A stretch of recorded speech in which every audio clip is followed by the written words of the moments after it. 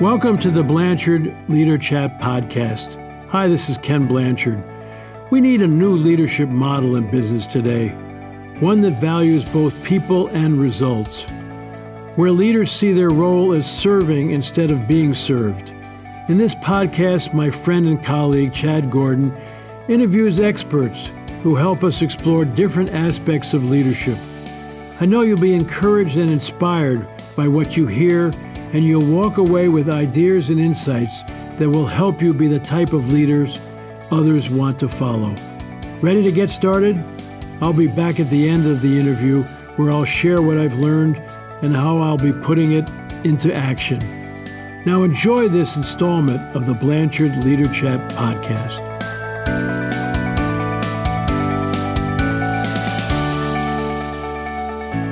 Welcome to the Blanchard LeaderChat podcast. I'm your host, Chad Gordon. How do you decide when to take on a new task, to change jobs, to really dig into a new project? With 24 hours in every day, 7 days a week, 52 weeks in a year, how do we choose when to do things? Is it just random? Should it be? Could we thrive with a little bit more thought? Well, our guest today is Daniel Pink, author of several books, including New York Times bestsellers Drive, To Sell Is Human, and A Whole New Mind. And today, we're going to dig into his newest book, When, The Scientific Secrets of Perfect Timing. Dan, welcome to the Blanchard LeaderChat podcast. Chad, thanks so much for having me. It's so good to have you here. Why timing? What intrigued you about digging deep into the when of our decision making?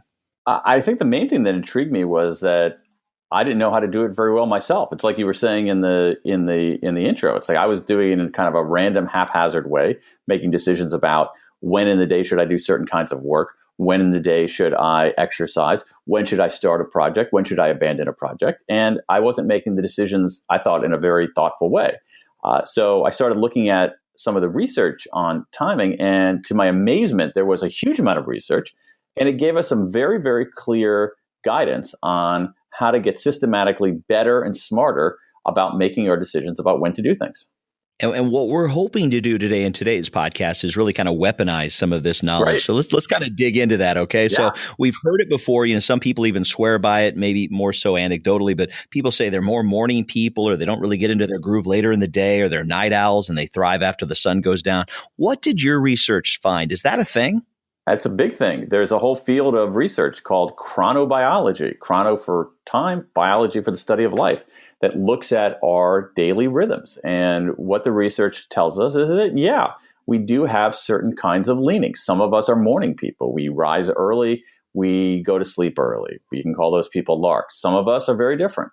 We rise later in the day and we stay up later, hit our groove much later in the day. Those are owls.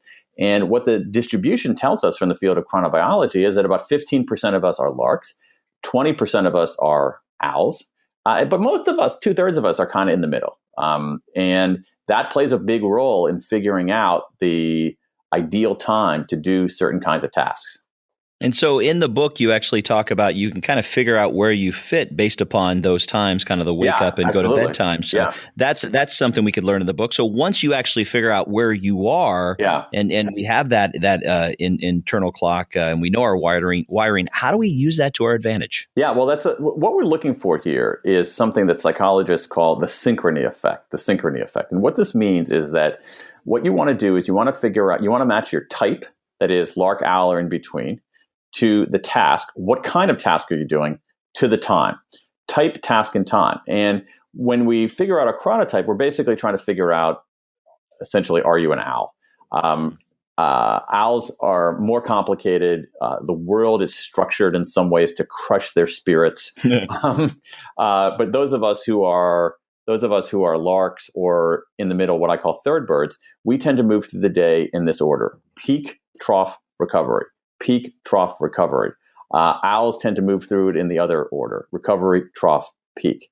And what we know is that, and when I say peak, it's basically it's a rise in our mood and a rise in our vigilance. And so for most of us, 80% of us, we hit our peak is in the morning. Now, of course, not at the same time for every single person. Some of us are, start hitting it at 7, some of us later in the morning.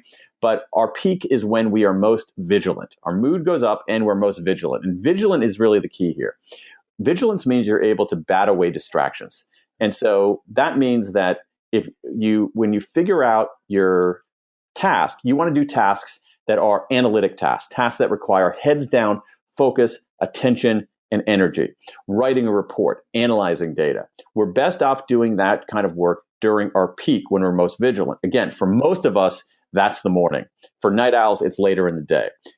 So what we have now is we have our type, we have our task, analytic work. The time to do your analytic work is during the peak. Now, the next stage is what I call the trough. For almost all of us, it's the early to mid-afternoon. That's not good for very much. There is some incredibly alarming data on how bad things can go during that trough period. There are more medical errors. You have, in hospitals, you have a big decline in hand washing.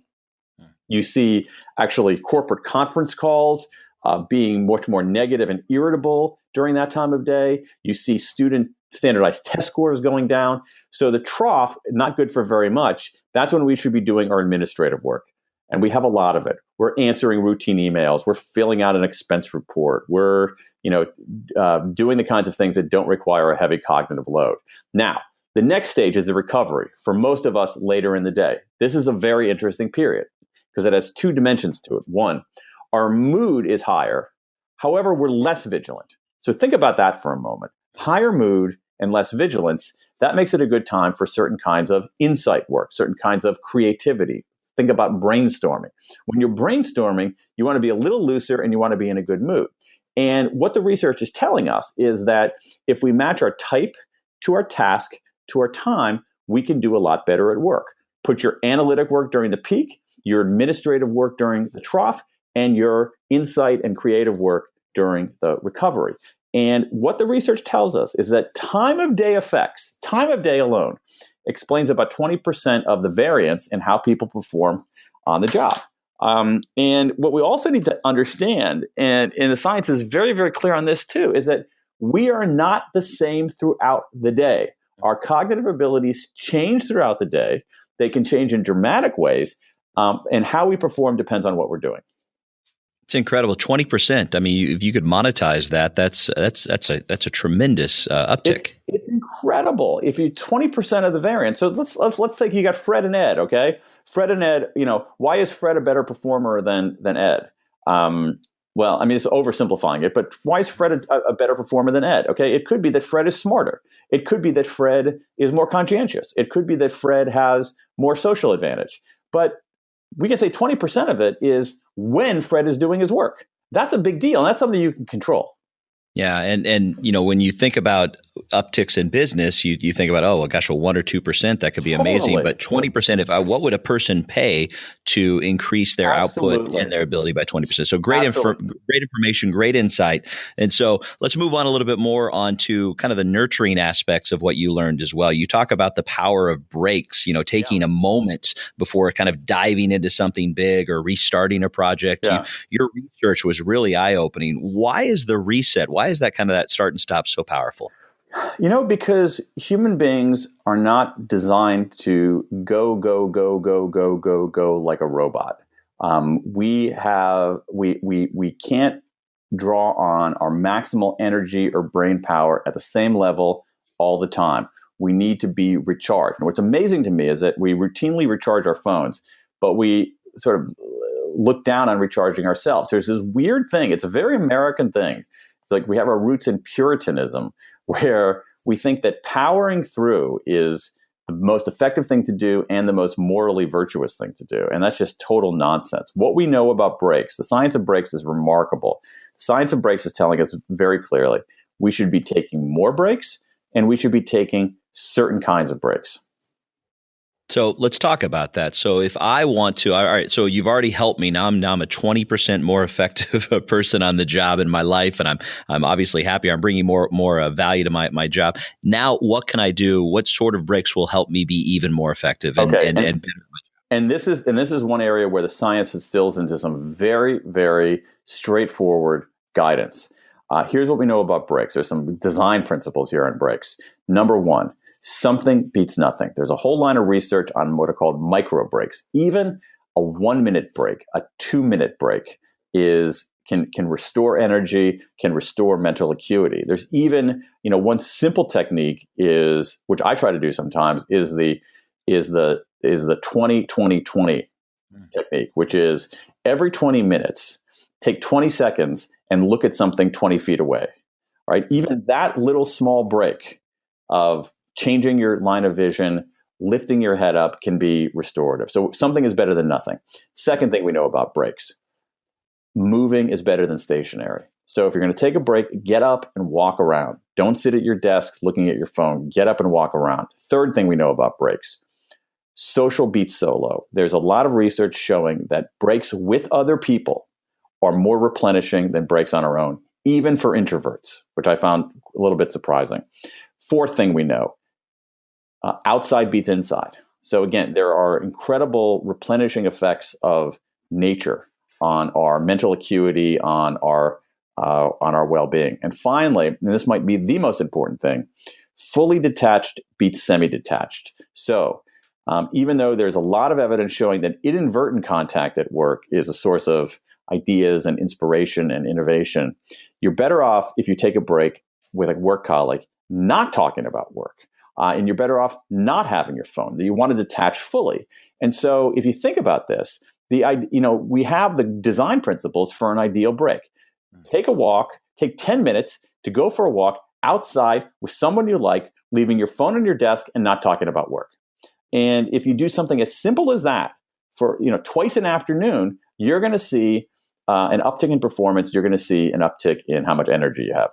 So I tested some of this out a little bit, and I did notice that I did come back much more recharged. But I think the key of this, you mentioned it a little bit, you got to leave that phone down. You got to flip it over, because if you start digging in there, that's not really a break at all. It's not a break at all. You're firing. You got to leave your phone behind, and this is proving to be one of those great unintended consequences of something otherwise positive. And I see it, you see it with teenagers, especially being addicted to these phones. You see it even with people my age, unable to get rid of their phone, looking at it first thing in the morning, last thing at night, and 87 times during the day. But this idea of detachment is essential. And what we have to understand here is that and this is so deeply ingrained in Americans, is that breaks are not a sign of weakness. Breaks are not a concession. Breaks are not a deviation from performance. Breaks are part of performance. And any high performer in any domain, musicians, actors, dancers, athletes, they know that they have to be intentional and systematic about taking breaks. And the rest of us, white-collar athletes, should be doing the same. I love that you talk about bringing back the siesta. Now, I will say that I love the concept, but as I learned, I was doing it wrong. But I hate naps. I hate it because there was that point of no return where if I napped a little bit too long, it wiped me out for the rest of the day. So if you have the ability, and not everybody listening is going to have the ability to take a nap, especially in our culture. But what do you recommend if somebody wanted to take even more of a break and have some shut eye? Yeah, well, I mean, I'm not calling for a return of like the Spanish siesta where, we take 3 hours in the afternoon and drink some wine and kick out for 3 hours. I mean, some days that sounds good, but what we're talking about is that the siesta cultures were onto something. They knew that breaks were part of the day. They knew that breaks were part of how people felt better and did better. And so, and naps, here's the thing about naps. I'm with you, Chad, entirely. I was a reluctant napper. I would nap occasionally. I always felt terrible after I woke up. And what I discovered is that I was doing it wrong, that the ideal nap is incredibly short. The ideal nap is 10 to 20 minutes long. That's it. You get all the restorative effects of a nap with not what you were feeling is called sleep inertia, which is that groggy, boggy, fuzzy-headed feeling you get when you wake up for a nap. And so what really seems to be most restorative, gives us the most bang for the buck, is a 10 to 20 minute nap, no more than that. You get a remarkable amount of restoration in a very short amount of time. I loved it. This is something that was in the book. I want to share it because it's something that I'm going to try the next time I do it. You say, make your espresso, have your espresso, lay down, close your eyes, set your phone alarm for 20, 25 minutes. And that's exactly the amount of time you want. And the caffeine will actually be kind of working at about the time that you're waking up. Yeah, this is remarkable. There's some really, really good research on this. And if there's a sort of an ideal nap to take, it's this.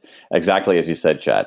So set your timer for maybe 25 minutes. Have a cup of coffee. I prefer drip coffee to espresso because that has more caffeine in it. Have a cup of coffee.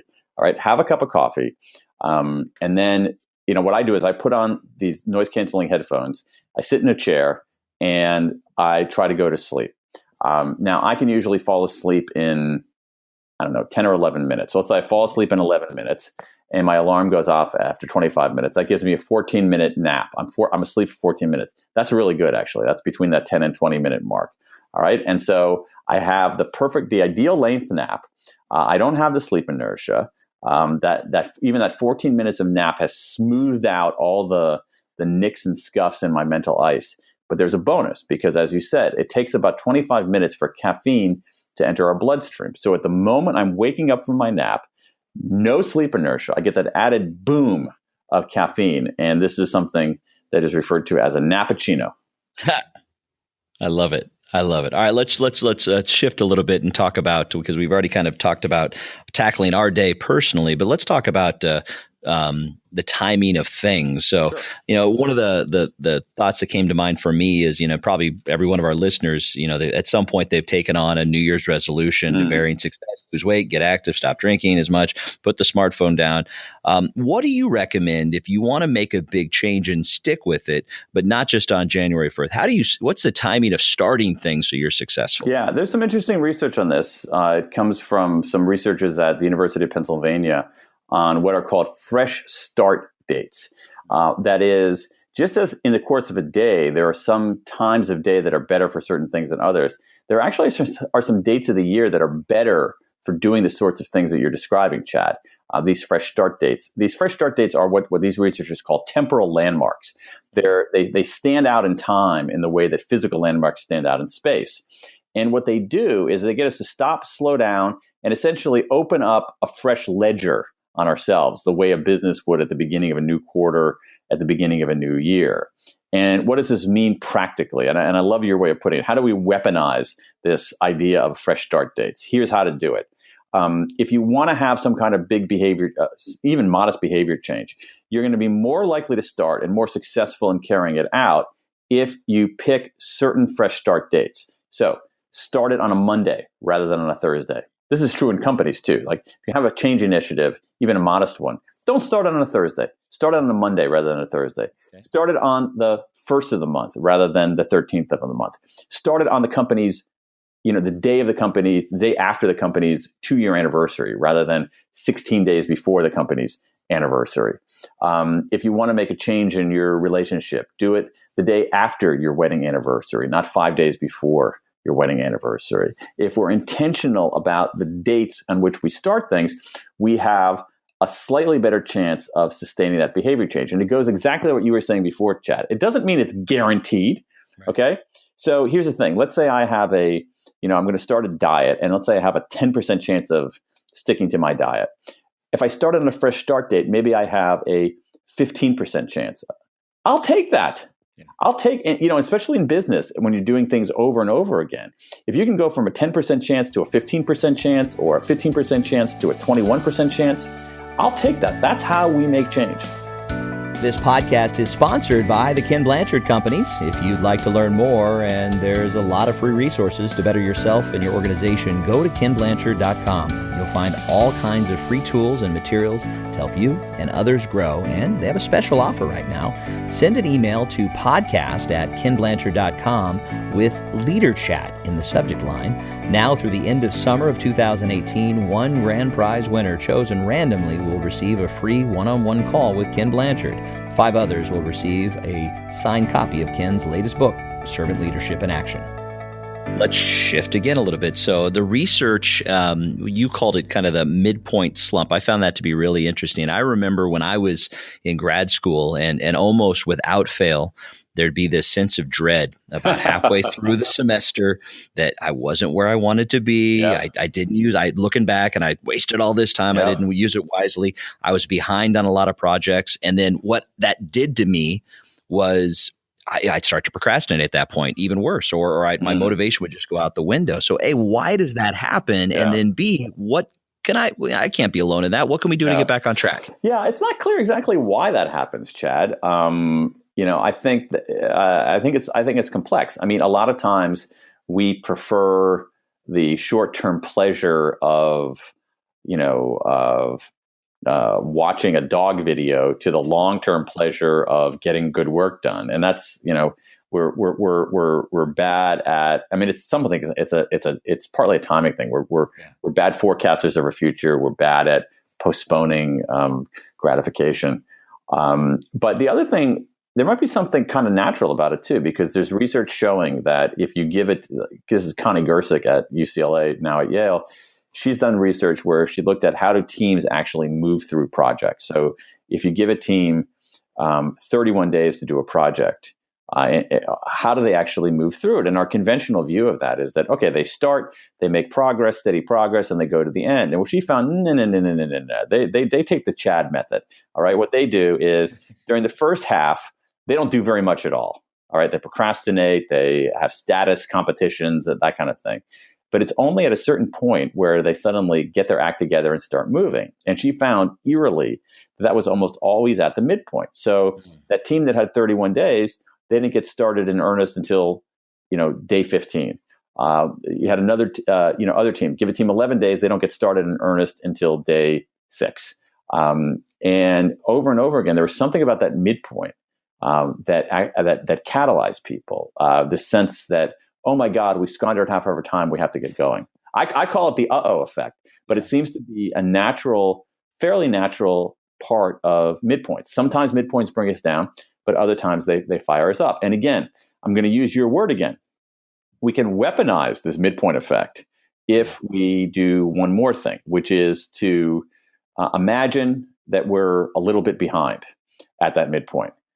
There's some interesting research from the NBA showing that teams that are trailing at halftime by 1 point are more likely to win than teams that are ahead by 1 point. Usually the team ahead at halftime has a much greater chance of winning the game.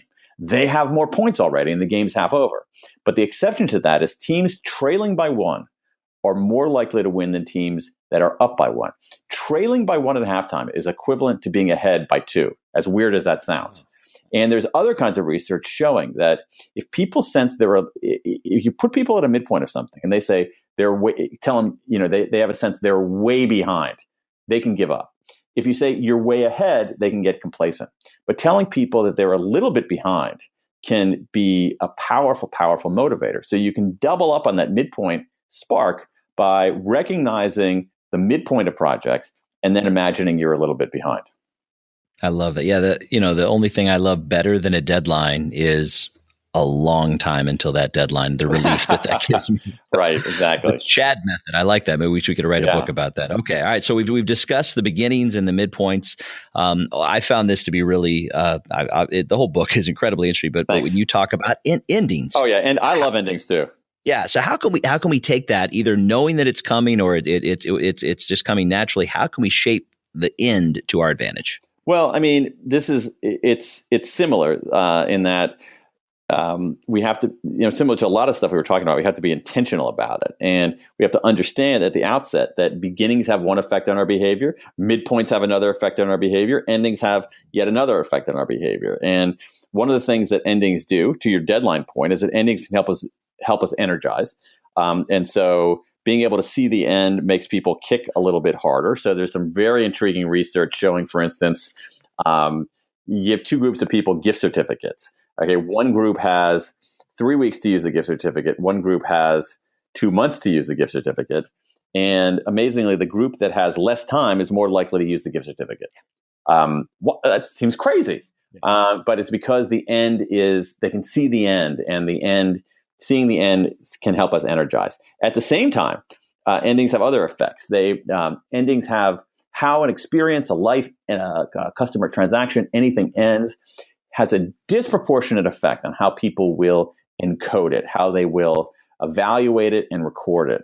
And so in our customer interactions, client interactions, we have to be very intentional about how things end, because that's how often they're going to be remembered. It's true in our personal lives as well. It's true for something like a family vacation. How a family vacation ends has a big effect on how people remember it for a very, very long time. And then, a lot of things that happen at the end of things is that people start looking for meaning and purpose and significance. And so I think that leaders, entrepreneurs can use endings as meaning makers too. And so again, a lot of this goes back to just being aware of these time-based aspects of our life, that, our lives are episodic and episodes have beginnings, middles, and ends, and each has a different effect on us. So you talk about endings and the way that affects us, and you talk about from a business perspective. So I want to latch onto that for just a second. Is there a tip? Is there an example of something where an organization has really harnessed kind of that ending, whether it's in a customer situation or a career situation, but something that they've done that you were like, that's the right way to do it? Okay, and I'm surprised this isn't done more. I'll give you one example of it. It's a well-known example, which is this. If you think about any sort of retail experience we have, companies are generally unintentional about how that transaction ends. They give you the receipt, they say goodbye and thank you. Then think about, this is a very, very well-known example, and I'm surprised it's not copied more. Nordstrom. You buy something at Nordstrom, the clerk will come, the salesperson will come out from behind the counter and hand you your bag in person, face to face, and thank you. Not just handing you a receipt, but they actually will intentionally walk from behind the counter and thank you, and thank you in that direct, more human way. And that very intentional act of how the transaction ends can be very powerful. And you can see this. I'll give you a place to, if for your listeners who might doubt this, you can see this in the wild by going to Yelp. Just pull up, wherever you are, pull up Yelp reviews for a restaurant. And what you'll find is that when people write Yelp reviews, a disproportionate amount of what they write about is how the meal ended, say for restaurants, right? They screwed up my check and were jerks about it. I hate this place. They gave me a free dessert I didn't expect. I love this place. I left my keys in the booth and they came running after me into the parking lot. I love this place. And so we can be much more intentional about how these experiences end. I interviewed a lot of teachers who do some remarkable things for ending. So there's one teacher in Chicago, outside of Chicago. He's an economics teacher in high school. He has his students, his seniors, write letters to themselves and he mails to them 5 years later. There's a college teacher who will take her students out to a local pub and they will make toasts to each other about what they learned from each other at the end of the semester. So if we're very intentional about our endings, we're going to have better experiences. And then the people we're working with, whether they're students, whether they're our family, whether they're our customers, are going to remember those experiences more vividly and more positively. You have such a way with storytelling and kind of creating some insight into areas where people may not have thought to dig a little bit deeper. What was it about this book that when you look back that surprised you the most, or just really was one of the moments where you're like, wow, that really is interesting? I think at one level, I was surprised by how powerful the effects of time of day were on our performance. I had a vague sense, hey, there's going to be some differences, but how big the differences were really blew me away. The other thing, Chad, that blew me away was the research, believe it or not, on choral singing, on the effects of singing in a choir. The effects of choral singing, not singing per se, but singing in a group, are extraordinary. They are a mood booster. Singing in a choir is a mood booster. It's a prophylactic against depression. It improves our immune response. It raises our pain threshold. Choral singing is the only thing I've seen that even begins to rival exercise as uniformly, unequivocally good for us. So as we kind of wrap up here, and we've just got time for just a little bit more, I want to ask you kind of to think about our listeners and what they've heard so far. What's the one thing that you want them to kind of take away from our conversation? I've used this word a lot and I'll repeat it. Be intentional about your when decisions. We are very intentional in our work about what we do. Most of your listeners probably have a to-do list. We're intentional about who we do it with. focus a lot on hiring. We're intentional about how we do things. But when it comes to when we do things, we're not intentional. We think it doesn't matter, and it matters a lot. I'll give you one example of it. It's something that's in part of every business person's life. Meetings. When we schedule meetings, the only criterion we use is availability. We never think about what kind of meeting is it? Is it analytical? Is it insight? Who's going to be there? We just look at availability. We're not intentional about our when decisions. If we are, I really think we can do better at work and actually be a little happier. I like that. It's the theme of the entire conversation. Be intentional about how you structure your day, about how you address your day, how you start things, how you deal with things as they're going on, and making sure people have the last impression is as important as the first impression in a lot of cases. Nicely said. Yeah. Thank you. Dan, thank you so much for joining us. So many great insights. If people wanted to dig a little bit deeper into Dan Pink, where would you send them? I would send them to danpink.com, danpink.com. It's a website, has all of my books, all kinds of other fun stuff, some resources, a lot of free things, some videos, all kinds of groovy things to help you work a little smarter. I love it. Thank you so much again for joining us today. Thanks, Chad. And thank you for joining us for today's podcast. If you enjoyed this interview and like to learn more and also help us grow the audience, please subscribe to the LeaderChat podcast on iTunes, Stitcher, or Google Play, or wherever you're listening. And please share this with your friends. The best way you can help us grow, though, is feedback. As Ken Blanchard says, feedback is the breakfast of champions. So please write us a review if you haven't already.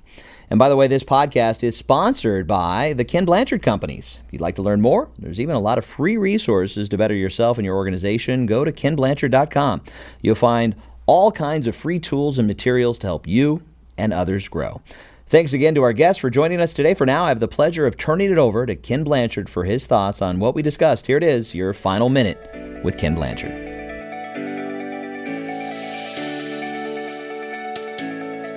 You know, I was excited when I heard that Chad was going to interview Daniel Pink. I think he's one of the great thinkers in our field, and this is a great session. You got to listen to this session and get his book, Win, The Secrets, the Scientific Secrets of Perfect Timing. And he's talking about when is the best time to do what, and it's interesting. People have asked me, how have you been able to write so many books, and all? Is because I found my timing, according to Pink, and he said some people are morning people, and that's, their exciting, energizing time. And some people are night people and all. And some people maybe are in between, a midday type. But you got to find out where you are, because when it's your time, that's your most creative thing. What I found is that I get up early in the morning, 5:30 or 6. And my most creative thinking when I'm working on a book is in the morning. And then the midday, I'm pretty good at maybe doing editing and maybe, doing some work at the company and all, but not the real creative thinking. And then at night, to me, that's downtime. Margie and I watch movies. We have dinners with family members and all that kind of thing. And we're in bed by 8:30, 8:45, and that's why we can get up early in the morning. But I know other people who are night people, and they don't go to bed till, 12, 1 o'clock at night, and they want to sleep till 9 or 10 in the morning, and they have their best creative work time then. So it's so interesting to find out when is your best time to do what. To do what is what's most important in terms of your world of work. And he says you got to also take breaks. Don't just grind it out, even if it's in your top time. And you also need to have balance in your life, too, for your family and your friends and all that kind of thing. And I think the best time then is probably when it's your, semi-downtime. And so this is an exciting show, Chad. You did a great job interviewing him. And Daniel, thanks for your insights. It was very, very helpful to me to reflect on, and all of you to listen to and share with your colleagues.